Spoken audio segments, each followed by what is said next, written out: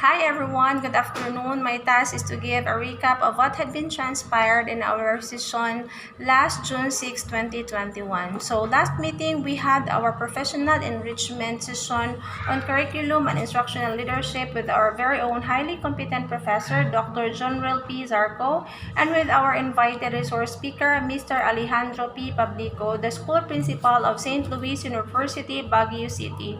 And it was facilitated by our very dynamic MC, Sir John Emerson Aduro. Our session started with an invocation led by yours truly, we then followed by the singing of the Philippine National Anthem through audiovisual presentation. Sister Gertie de la Cruz gave her welcome remarks, and it was followed by the statement of rationale by Sir Edelberto Oplinaria. Ma'am Maxi Doreen Cabiron introduced our first speaker, Dr. John Rail Zarco. So the topic of the first session was about curriculum and instructional leadership framework and fundamentals. Dr. Zarco gave us a very important message that in education, quality is always non-negotiable. That is why we need to embrace the different learning innovations in order for us to provide quality education that our students need and deserve despite of the challenges that we are facing in these trying times. These innovations include learning management system, distance learning modalities, virtual teaching and learning delivery, most essential learning competencies, and the use of authentic assessment. That with these innovations, instructional leadership plays a very crucial role. Dr. Zarco emphasized that instructional leadership is about managing curriculum, supervision of instructions, and advanced faculty development. Considering the rules of instructional leadership, Dr. Zarco presented to us the reality and expectations of instructional leadership.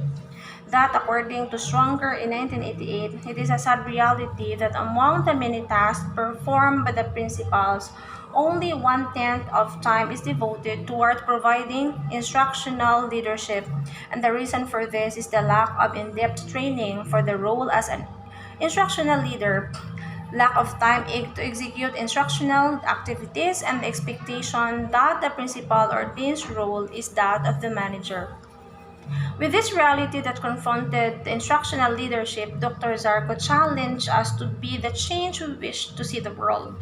He challenged us, particularly the principals, to make a shift, focus on instructional leadership, manage the curriculum, supervise instructions and mentor teachers, and promote faculty development. Dr. Zarco gave a very comprehensive and informative discussions in each of these instructional leadership roles. First is the curriculum management. Curriculum management and development is an ongoing process, most especially now that we are in the age of knowledge exploration. Every year, there are changes in technology. What we learn today might not be the same next year.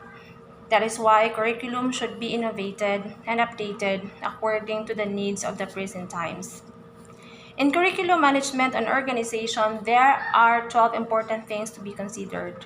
First, 4 levels of knowledge such as specific facts, basic ideas, concepts dealing with abstract ideas and complex systems, thought systems and methods of problem solving, inquiry, and discovery. Second is the new fundamentals to master.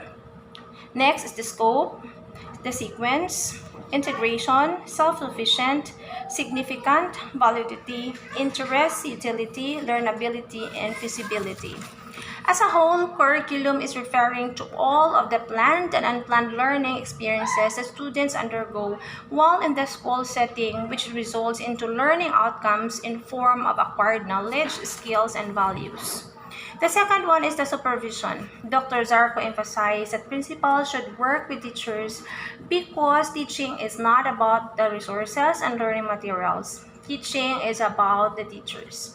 Teachers' efficiency really affects students' learning, and what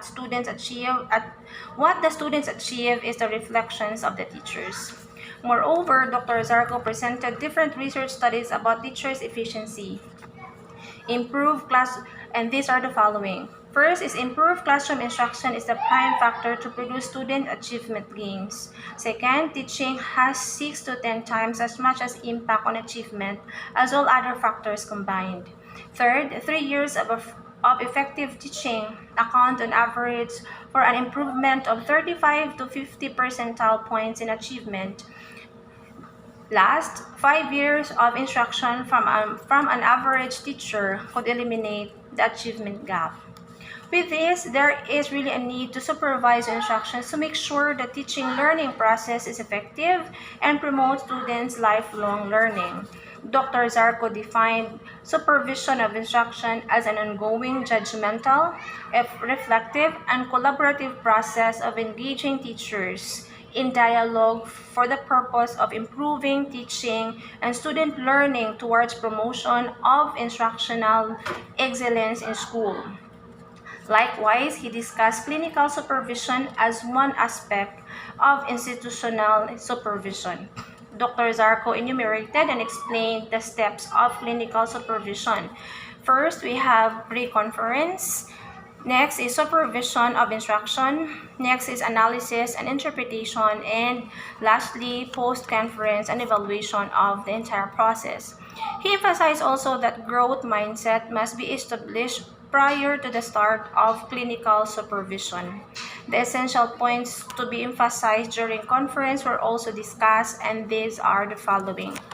First, we have the presentation and discussion skill. We have also the art of questioning, lesson organization, communication skill, mastery of the subject matter, instructional resources, teaching personality, class interaction and engagement, integration skill, and classroom management skill. Another important thing being emphasized in instructional supervision is mentoring. According to Dr. Zarco, a mentoring and coaching system shall be made available in school. The school should have mentoring and implementation plan.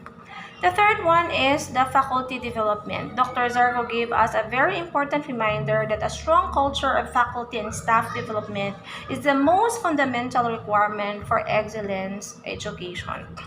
The foci of the faculty development program are the professional development and the personal development.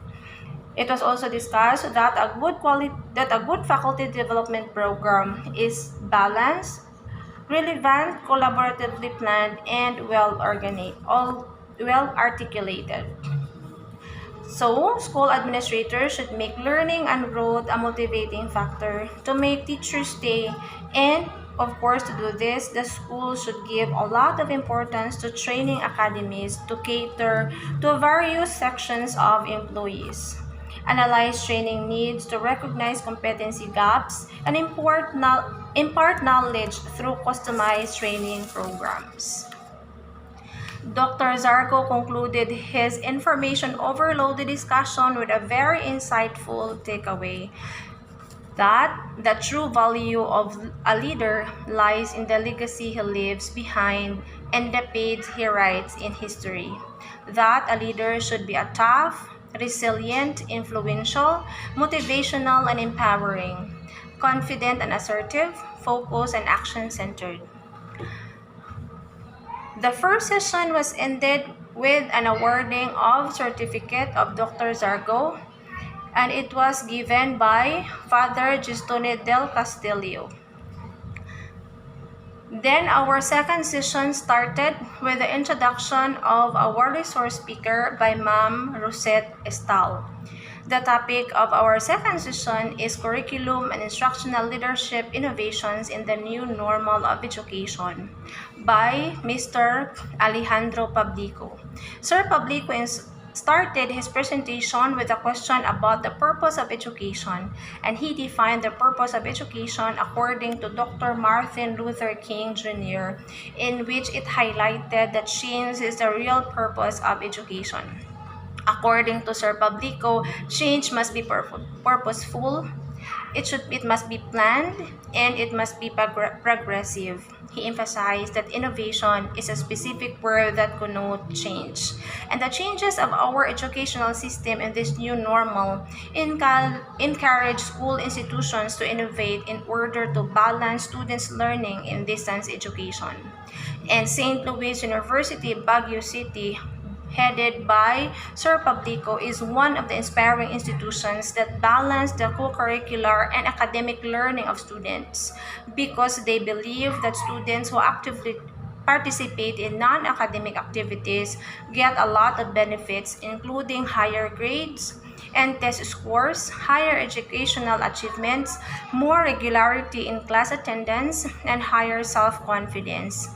While out-of-school activities increase leadership and teamwork abilities in students, these activities also decrease the use of drugs, alcohol, and behavioral and disciplinary problems related to their use. And these become possible through the efforts of all the teachers and personnel of St. Louis University, Baguio City. They're still able to celebrate the different co-curricular activities despite of these challenges. Hence, this pandemic is not a hinder for any institutions to provide quality education to students, as long as we know how to innovate and maximize our resources and abilities. After the inspiring sharing of Sir Pablico on the innovations they made and the best practices in his university, Sister Irene Bangcolo awards him the Certificate of Appreciation. Then it was followed by the open forum, which was facilitated by Ma'am Vanessa Sumanpan. Due to time constraint, there were only two questions that were entertained, and those questions were coming from Ma'am Concon Leva and Sir Edelberto Oplinaria. After the open forum, Sir Alchiki Pondayan gave his profound insights that sum up everything that we have in the entire sessions. Then, Ms. Marivi Castro gave her closing remarks through a video because she had an important matter to attend to. Our class concluded with a beautiful closing prayer led by Father Gistone del Castillo. Indeed, we really had another very productive Sunday last June 6, 2021. Thank you and God bless us all.